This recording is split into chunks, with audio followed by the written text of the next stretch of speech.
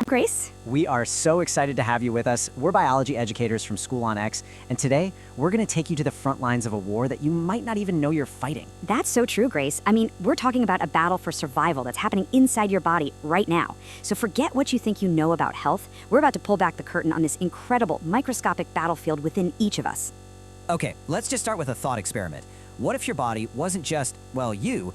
What if it was more like a kingdom, a giant fortress that's constantly under siege? Seriously, imagine a full-scale war with millions of soldiers and invaders being fought inside you every single second of every single day. Now, this isn't some sci-fi movie plot. This is the actual reality of your immune system. Exactly. And you know, you can't have a war without invaders. In the world of biology, we call these invaders pathogens. But to really get a handle on what they are and what they can do, we can't just look at germs under a microscope. We need a story. And oh boy, do we have one. It's one of the most infamous case studies in all of medical history. It's about a woman who was essentially a walking, talking biological weapon, and she had absolutely no idea. Let's talk about Typhoid Mary. Right, the story of Mary Mallon is just, it's the perfect lesson in how disease actually spreads. So she was a cook in New York, way back in the early 1900s, and people started noticing this really strange pattern.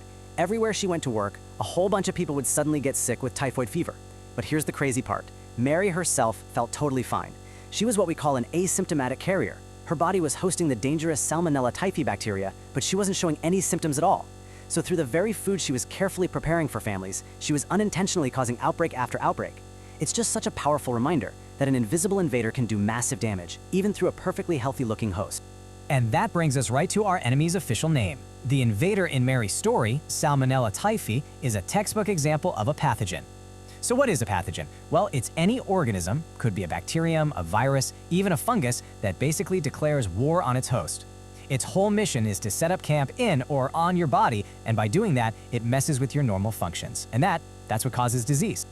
So if our kingdom is constantly under threat from all these sneaky invaders, it's got to have a defense force, right? And it absolutely does. In fact, it's one of the most sophisticated, most brilliant systems in all of biology, the immune system. You should really think of it as your body's own royal guard, an elite, highly trained defense force, always on patrol, ready for literally anything. And this royal guard of yours has two main divisions. You can see them here. Over on the left, we have your innate immunity. This is your first line of defense, the soldiers on the wall. It's non-specific, which just means it protects you against all kinds of invaders, in a very general way. It's the system you're born with. Yeah, you can think of these as the castle walls and the moat. Your skin is a physical wall, right? And the acid in your stomach is like a chemical barrier. They're both designed to stop anything from getting in. It's an immediate, all-purpose defense. Exactly.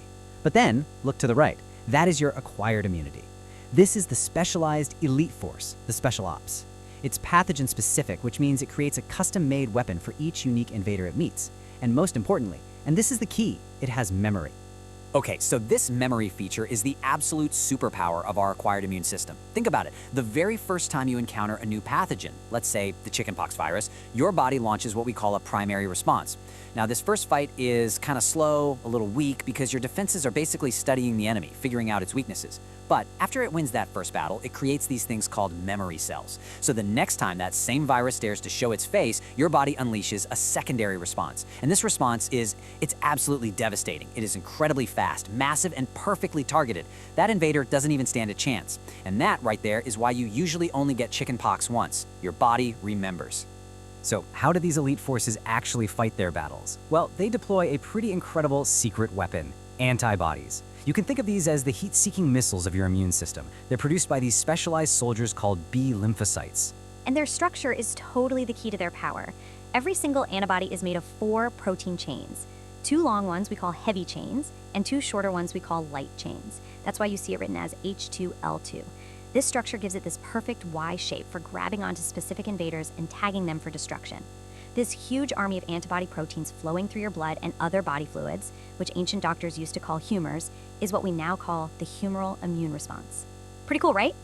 But what happens when this incredible defense system, this royal guard, is compromised?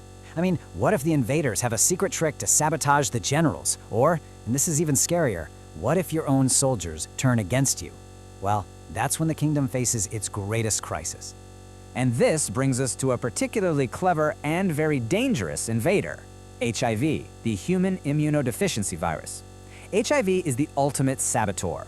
It's so devious because it doesn't just attack any old cell, no. It specifically targets the commanders of your immune army, the helper T lymphocytes.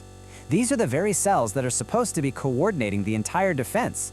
So by taking out the leadership, HIV basically cripples the whole immune system. So how does it pull off this incredible act of sabotage? Well, HIV is a special kind of virus called a retrovirus, and it has this one wild trick up its sleeve. When it gets inside one of your cells, it brings along a special enzyme called reverse transcriptase. This enzyme does something that breaks a central rule of biology. It literally rewrites the virus's RNA code into DNA. This brand new viral DNA then gets stitched right into your own cell's genetic blueprint, and at that moment, your cell has been hijacked. It's now forced to follow the virus's instructions, and it becomes a tiny HIV factory, just churning out thousands and thousands of new viruses to continue the invasion. You know, sabotage from an outside invader is one thing, but what happens when the rebellion comes from within? That's cancer. It's essentially a civil war inside your body. See, normal cells are like good citizens. They follow very strict rules about when to grow and when to stop.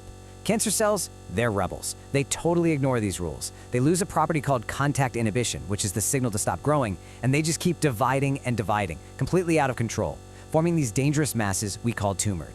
And the thing that makes some of these cancers so incredibly deadly is a property called metastasis. This is when cells from that original tumor actually break off, get into the bloodstream or the lymph system, and travel to completely different parts of the body. There, they can set up new rebel outposts, starting brand new tumors. And that is precisely why it's so feared. It turns what might have been a single local problem into a body-wide crisis. It's the rebellion spreading from just one province to trying to conquer the entire kingdom. Okay, I know. We've talked about invaders, defenses, sabotage, civil war. It can all sound a little scary. But the point of learning all this isn't to be scared, it's to be empowered. You are the commander of your own kingdom, and with knowledge comes the power to make smart, strategic decisions to protect it. Absolutely. So, Commander, here is your official strategic briefing, straight out of your biology manual. These are your orders. Maintaining personal and public hygiene, making sure you have clean food and water. That's all about reinforcing your castle walls.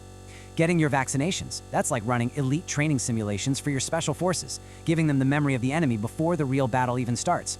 And controlling vectors like mosquitoes by getting rid of stagnant water and using nets. That's like cutting off the invaders' supply lines before they can even get near your gates.